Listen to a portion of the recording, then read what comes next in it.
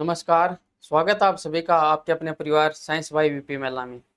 तो हमारे 6 क्लास के 3 चैप्टर कंप्लीट हो चुके थे, जिसमें से पहले 2 चैप्टर थे भोजन से संबंधित, तीसरा चैप्टर था हमारा वस्त्र से संबंधित।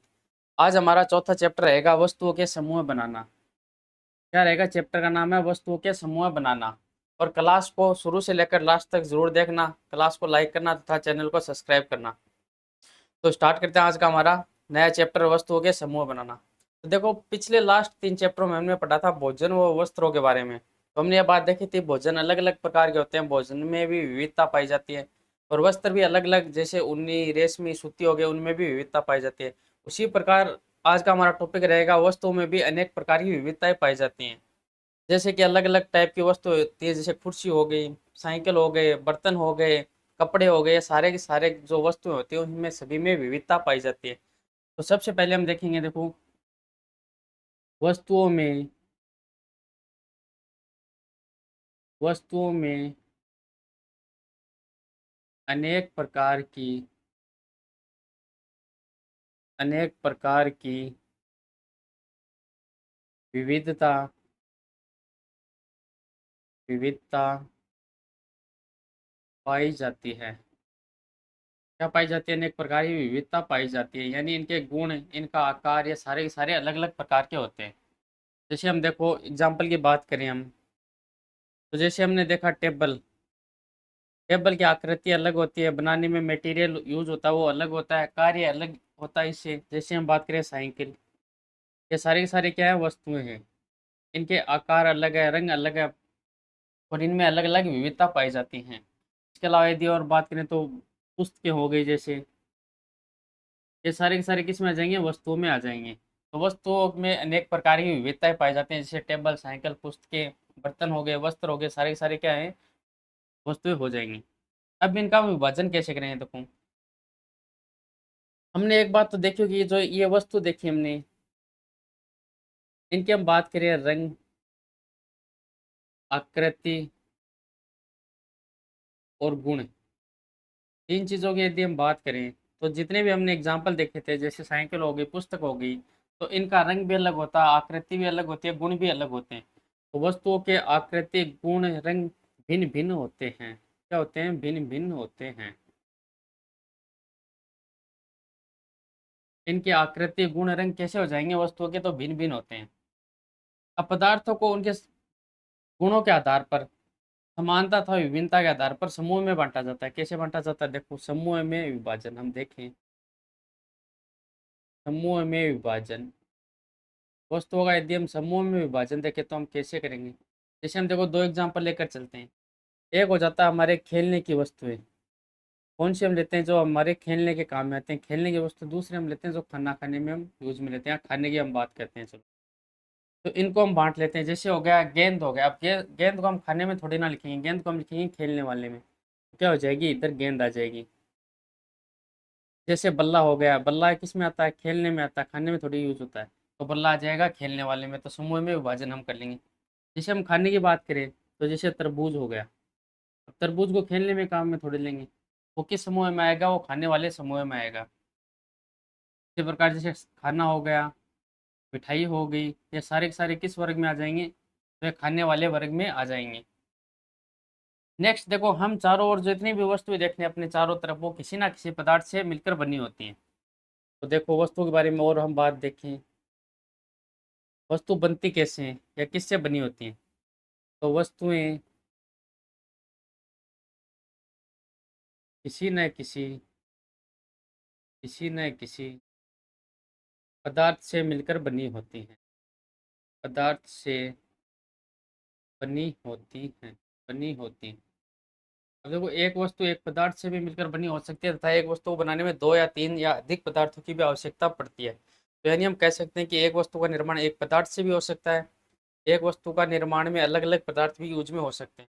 अब यदि हम बात करें कि ये पदार्थ कौन कौन से होते हैं, तो देखो इनके एग्जाम्पल, जैसे पदार्थ के एग्जाम्पल हम देखें, तो जैसे हो गया लकड़ी, हो गया, लकड़ी एक पदार्थ है। कांच हो गया, मृदा हो गई, रुई हो गई, कागज हो गया, जैसे हम पुस्तक बनाने में प्रयुक्त में लेते हैं, पंख हो गया, ये सारे के सारे किसके उदाहरण हो जाएंगे? ये सारे के सारे पदार्थ के उदाहरण हो जाएंगे। तो अभी तक हमने देखा वस्तुओं में विविधता पाई जाती है, वस्तुओं को समानता और असमानता गुणों के आधार पर हम बांटते हैं। वस्तु पदार्थ से मिलकर बनी होती है। पदार्थों के एग्जाम्पल लकड़ी, कांच, मृदा, रुई, पंख और कागज जैसे हो गए। नेक्स्ट हमारा आता है पदार्थों का गुणों के आधार पर वर्गीकरण। कि पदार्थों के अंदर कौन कौन से गुण होते हैं, उन गुणों के आधार पर हम वर्गीकरण करते हैं। तो सामान्यतः देखो हम वर्गीकरण इस प्रकार करेंगे। सबसे पहला हम देखते हैं दिखावट के आधार पर। कैसे? दिखावट के आधार पर, यानी पदार्थ की जो दिखाई देता है दिखावट कैसे, उस आधार पर हम वर्गीकरण करते हैं। दूसरा वर्गीकरण होता है विलेयता के आधार पर। विलेयता यानी जल में विलेय होता है या नहीं होता है, तो क्या हो जाएगा? विलेयता के आधार पर हो जाएगा। तीसरी यदि हम बात करें तो नेक्स्ट हमारा आ जाएगा कठोरता और कोमलता के आधार पर। क्या? कठोरता एंड कोमलता के आधार पर, कोमलता के आधार पर हो जाएगा। तो लास्ट हमारा वर्गीकरण हो जाएगा पारदर्शिता के आधार पर। इस प्रकार हो जाएगा पारदर्शिता के आधार पर, पारदर्शिता के आधार पर, ये पारदर्शिता के आधार पर हो जाएगा। इन सबको हम एक एक को डिटेल में पढ़ेंगे। यानी पदार्थों के गुणों का वर्गीकरण की बात करें तो दिखावट के आधार पर वर्गीकरण होता है, विलेयता के आधार पर, कठोरता, कोमलता और पारदर्शिता के आधार पर वर्गीकरण होता है। तो हम एक एक को हम देखेंगे अलग अलग। देखो सबसे पहला था हमारा दिखावट के आधार पर। तो देखो पदार्थ प्राय एक दूसरे से हमें भिन्न दिखाई देते हैं। जैसे हम बात करें पदार्थ, पदार्थ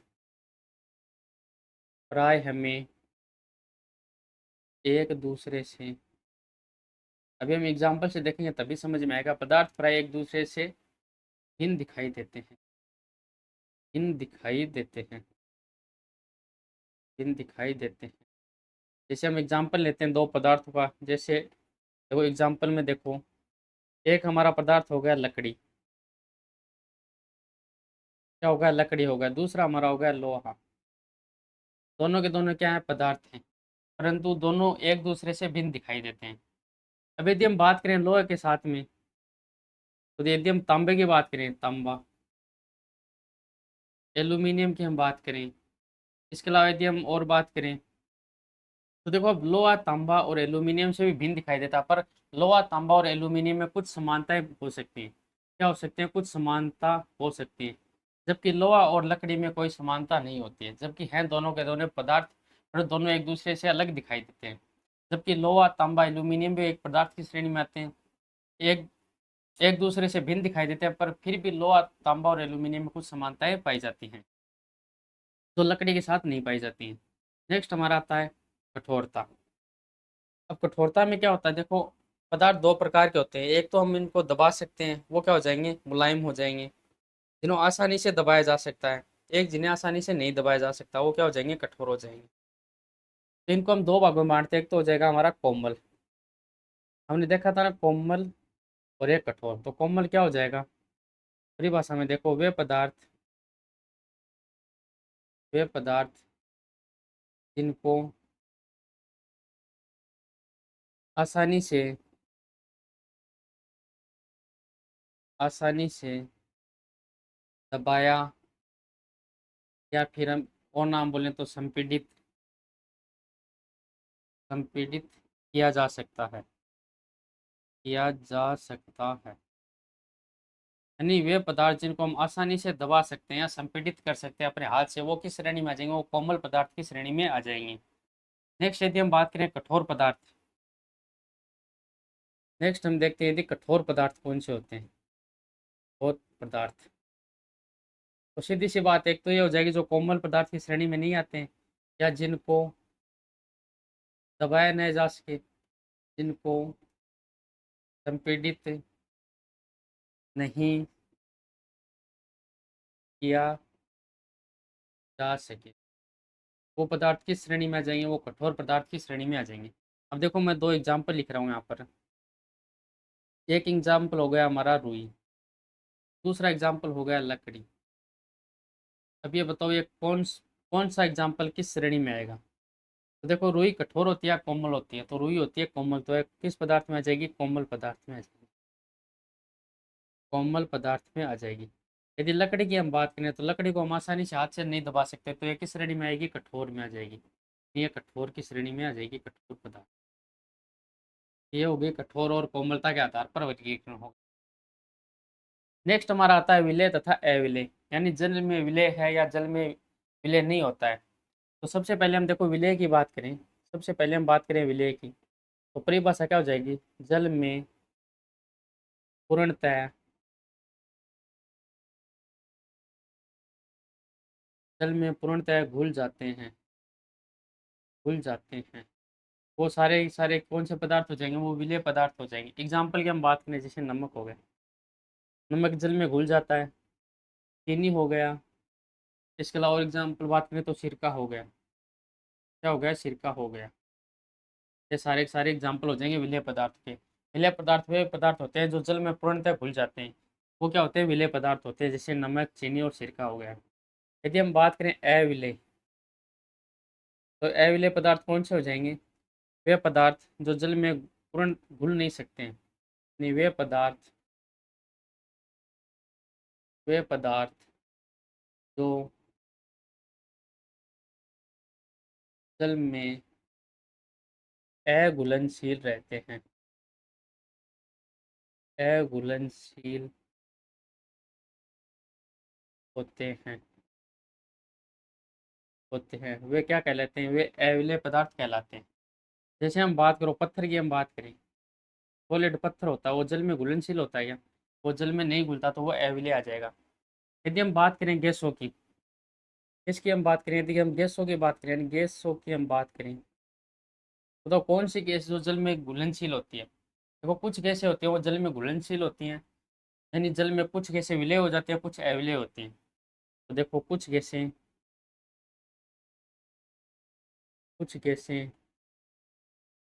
जल में क्या होती हैं? विलेय होती है, और कुछ विलेय होती है, तो कुछ क्या होंगी? कुछ अविलेय होती हैं। जैसे हम बात करें एग्जाम्पल की, तो आपके सामने एक एग्जाम्पल आता है ऑक्सीजन का। ऑक्सीजन जल में घुलनशील होती, ऑक्सीजन क्या होती है? विलेय होती है, जलीय जीवों के लिए आवश्यक होती है, यानी ऑक्सीजन है वो जल में विलेय होती है। नेक्स्ट हमारा आता है वर्गीकरण पारदर्शिता के आधार पर। नेक्स्ट हमारा आता है पारदर्शिता के आधार पर। पारदर्शिता का मतलब क्या हो गया? जैसे हमारे पास कोई वस्तु है, उस वस्तु के अंदर हम देखते हैं तो हमारे जो सामने वस्तु है, हमें पूर्णतः उसमें से दिखाई देती है या नहीं देती। यदि हमको दिखाई देती है तो हो जाएगी पारदर्शी वस्तु। यानी परिभाषा की हम बात करें तो क्या हो जाएगा? पहले हम पारदर्शिता यानी पारदर्शी देखें, तो वे वस्तु या पदार्थ जिनके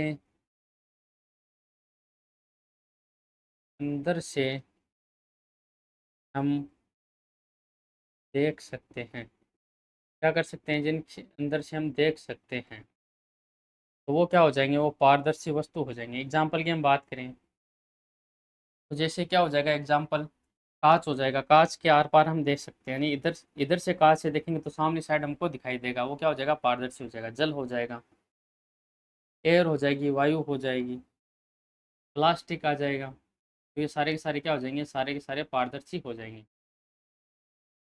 नेक्स्ट हमारा आता है देखो अपारदर्शी, जो पारदर्शी नहीं है, वो क्या हो जाएगा? वो सारे के सारे अपारदर्शी हो जाएंगे।